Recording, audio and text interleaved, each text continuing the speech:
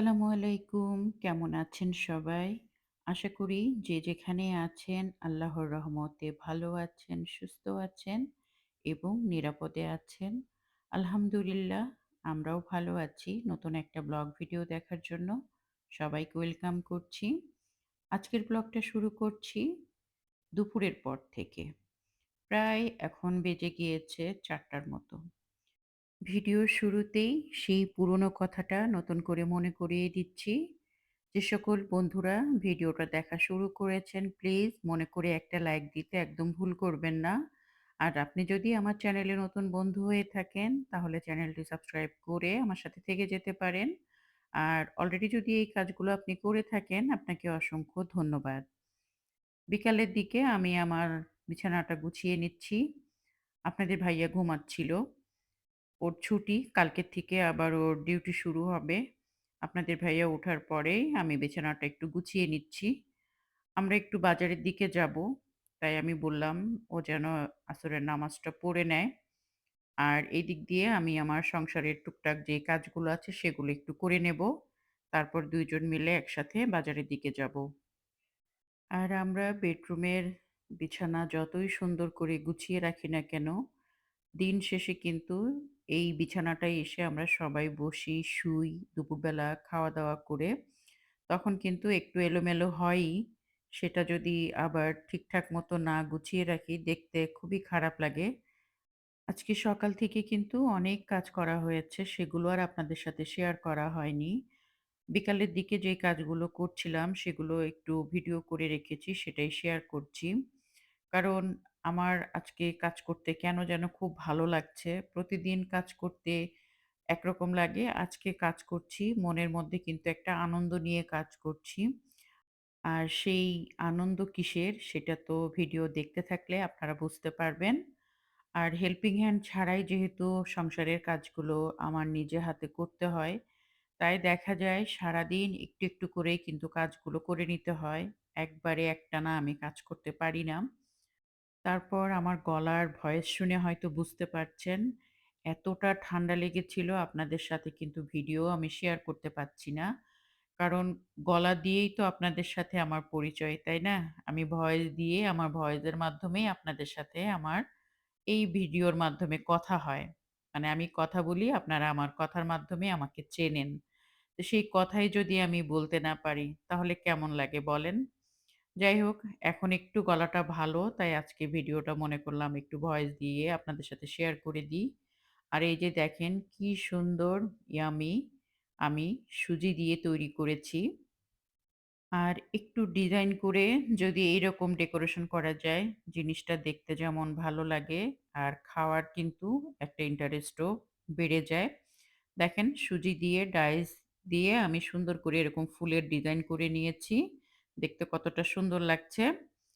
এই যে সন্ধ্যার দিকে আপনাদের ভাইয়াকে নিয়ে একটু আমি মার্কেটের দিকে যাচ্ছি। আপনাদের ভাইয়ার আগেই বলেছি ওর ৪ দিন পর, পর ডিউটি আছে। যার কারণে এই সন্ধ্যার দিকে আমি একটু বাজারের দিকে যাচ্ছি। বেশ কিছু জিনিসপত্র লাগবে আর এই যে দেখেন তালাল মার্কেটে চলে এসেছি। এই মার্কেটটা হচ্ছে ইন্ডিয়ান একটা মার্কেট। এই মার্কেটে আসলে আমার এত ভালো লাগে, এখানে সমস্ত সবজিগুলো একদম ফ্রেশ পাওয়া যায়। এই মার্কেটটাতে আসলে মনে হয় যে আমি কোনো বাংলাদেশের গ্রোসারিতে এসেছি। একদম ফ্রেশ টাটকা, টাটকা সমস্ত ভেজিটেবল গুলো এখানে পাওয়া যায়। আর এই যে দেখেন ফ্রোজেন বেশ কিছু খাবারও এখান থেকে আমি নিয়ে নিচ্ছি। এগুলো আমার নেহা, আমার নিতু অনেক পছন্দ করে। তো এখান থেকে আমি এখন বাজারগুলো করে নেব।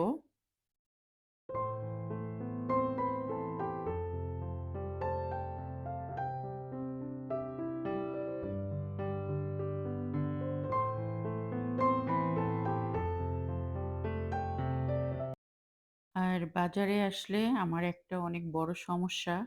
আমি বাসা থেকে যেইগুলো কিনবো বলে এখানে আসি, দেখা যায় তার ডাবল বাজার এখান থেকে আমার করা হয়ে যায়। চোখের সামনে যাই দেখি সেটাই নিয়ে ফেলি। আমার ২ টা ফ্রিজে দেখা যায় কি একটা ফ্রিজে জিনিস রেখেছি, ওই ফ্রিজে জিনিসের কথা আমার মনেই থাকে না। যেই আমি ৫-৬ দিন পরে ফ্রিজটা খুলি, যেই দেখি যে আল্লাহ এতগুলো সবজি ছিল বা এই জিনিসটা ফ্রিজে ছিল, আমি একদম ভুলে গিয়েছি, জিনিসগুলো নষ্ট হয়ে যায়। আপনাদের ভাইয়া সবসময় বলে, "লিস্ট নিয়ে আসবা। লিস্ট অনুযায়ী বাজার করে নিবা। এতে তোমার সুবিধা হবে। তা না হয় তুমি প্রতিটা তাকে গিয়ে এটা লাগবে, সেটা লাগবে বলে সবকিছুই কেনাকাটা করো। আর সপ্তাহে তো ২-৩ দিন আসোই। আর একই ধরনের জিনিসপত্র কেনো। মাঝে মধ্যে আমি চিন্তা করি তোমার এত কিছু কেন লাগে?" আমিও চিন্তা করি যে আসলে এত কিছু আমার কেন লাগে? আসলে ওই যে আরেকটা ফ্রিজে রেখে দিই, আমার মনে থাকে না। একটা ফ্রিজে জিনিস শেষ হয়ে যায়। তখন আরেকটা ফ্রিজের দেখুন যখন আরকি খুলি তখন দেখি জিনিসটা আরকি নষ্ট হয়ে গিয়েছে। যাই হোক এখান থেকে আমি অনেক কিছুই কেনাকাটা করে নিচ্ছি। ফ্রোজেন পরোটাগুলো যদি থাকে তাহলে কিন্তু অনেক সুবিধা হয়। আর দুধ তো আমার সপ্তাহে ২ দিন করে নিতে হয়। ডিম, দুধ এগুলো তো লাগেই। আজকে নতুন একটা জিনিস দেখলাম, সেটা হচ্ছে নান ফ্রোজেন করা। আমি নেইনি অবশ্য। ভাবছিলাম ১ প্যাকেট নিয়ে খেয়ে দেখতে হবে। আসলেই কি খুব মজা লাগে নাকি এটাও নষ্ট করতে হবে? ভাবলাম অন্য সময় এসে নেব। আর এই যে দেখেন কি, কি বাজার করেছি সেগুলো একটু আপনাদের সাথে শেয়ার করি। আসলে সংসার এমন একটা জায়গা, এই জায়গাটাতে একবার যে পড়ে যায় না, সেই মায়াটা কেউ কখনো ছাড়তে পারে না। আর সংসারের জিনিস কেনার কোনো শেষ নাই, বাজার করারও কোনো শেষ নাই। এই যে এতগুলো বাজার করে নিয়ে এসেছি, একটু পরে যদি আবার নিচে নামি, দেখা যাবে আরো অনেক কিছু মানে বের হয়ে আসবে। যে এটা নাই, সেটা নাই। আসলে সংসারের জিনিস কখনো কেনা শেষ হয় না। যাই হোক, এই বাজারগুলো এখন আমি গুছিয়ে নেব। আর বাজার করে বাসায় আসতে, আসতে অনেক রাত হয়ে গিয়েছিল। প্রায় ১০টা মতো বেজে গিয়েছিল। আর বাইরে থেকে খাবার আমি কিনে নিয়ে এসেছিলাম। যেদিন একটু বাজার বেশি করে করা হয়, সেদিন কিন্তু আমি বাহিরে থেকে খাবার কিনে নিয়ে আসি। কারণ এগুলো গুছাতে, গুছাতেই আমার অনেকটা মানে সময় লেগে যায়। আর একা হাতে এগুলো আমার করতে হয়। আপনাদের ভাইয়া বা নেহা এই কাজগুলো তো করে দেয় না। আমারটা আমাকেই করতে হয়। এখন আমি বাজারগুলো গুছিয়ে জায়গা মতো রেখে দিব। এটা পরের দিন সকালের ভিডিও। সবাইকে গুড মর্নিং। আমি সকাল, সকাল আবার ব্লগটা শুরু করে দিয়েছি। আর হয়তো ভাবছেন সকাল, সকাল কেন আমি এত খাবার-দাবার রান্না করছি? বিশেষ একটা কারণ তো আছে। ভালোবাসার মানুষ আসছে। তার জন্যই আমি এই ভোরবেলা উঠে রান্নাবান্না শুরু করেছি। আল্লাহ তাআলার প্রতিটা দিনই অনেক সুন্দর। কিন্তু আমার কাছে কেন যেন মনে হচ্ছে আজকের দিনটা অনেক সুন্দর আর খুশির। তাই আমি সকাল, সকাল উঠে রান্নাবান্না, ঘরবাড়ি গুছাচ্ছি। মানে সবকিছু মিলিয়ে আমার কাছে অন্যরকম একটা আনন্দ লাগছে। আর কি কারণে এত আনন্দ লাগছে আর কি কারণেই বা এত রান্নাবান্না করছি, সেটা আপনাদেরকে দেখাবো এবং বলবো। আজকে আমার ঘরের মানুষ ঘরে ফিরে আসছে। তার জন্যই আজকে আমার এত আয়োজন। আজকে আমার মেয়ের জন্য আমি রান্না করেছি চিংড়ি মাছের মালাইকারি, সাদা পোলাও আর রান্না করেছি এখানে ২ রকমের চিকেন দিয়ে রোস্ট তৈরি করেছি। যেটা ওর ভালো লাগে। দেশি চিকেন আছে আর ফার্মের চিকেন আছে। এই যে দেখেন, ও কিন্তু শুধু বলেছিল একটু সাদা পোলাও করবা আর রোস্ট করবা। আমি নিজে থেকেই আমার মেয়ের জন্য চিলি চিকেন আর চিংড়ি মাছের মালাইকারিটা আমি নিজে থেকে আরকি রান্না করলাম। যাতে করে ও খেয়ে মজা পায়।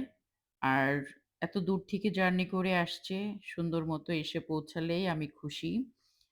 ১১:৩০ এ প্লেনটা ল্যান্ড করার কথা ছিল, সেটা ১:১২ টার সময় এসেছে।